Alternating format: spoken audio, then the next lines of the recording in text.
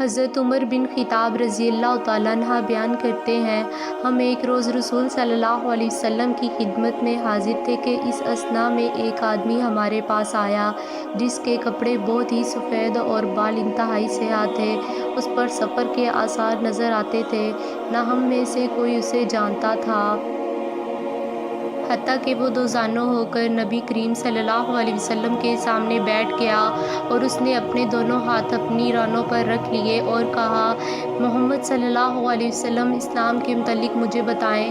آپ صلی اللہ علیہ وسلم نے فرمایا، اسلام یہ کہ تم گواہی دو کہ اللہ کے سوا کوئی معبود برحق نہیں اور یہ کہ محمد اللہ کے رسول ہیں۔ نماز قائم کرو، زکوٰۃ ادا کرو، رمضان کے روزے رکھو اور اگر استطاعت ہو تو بیت اللہ کا حج کرو۔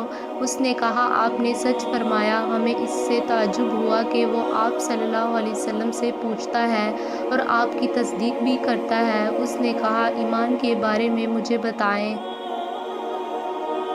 آپ صلی اللہ علیہ وسلم نے فرمایا، یہ کہ تم اللہ پر، اس کے فرشتوں، اس کی کتابوں، اس کے رسولوں اور یوم آخرت پر ایمان لاؤ اور تم تقدیر کے اچھا اور برا ہونے پر ایمان لاؤ۔ اس نے کہا، آپ نے سچ فرمایا۔ پھر اس نے کہا، احسان کے بارے میں مجھے بتائیں۔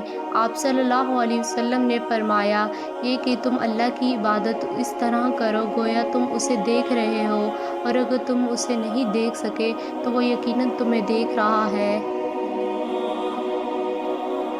اس نے کہا، قیامت کے بارے میں مجھے بتائیں۔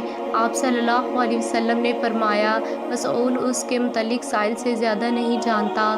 اس نے کہا، اس کی نشانیوں کے بارے میں مجھے بتا دیں۔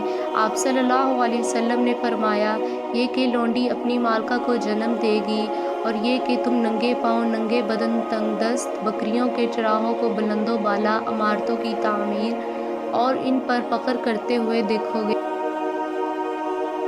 عمر رضی اللہ تعالیٰ عنہ نے فرمایا، پھر وہ شخص چلا گیا۔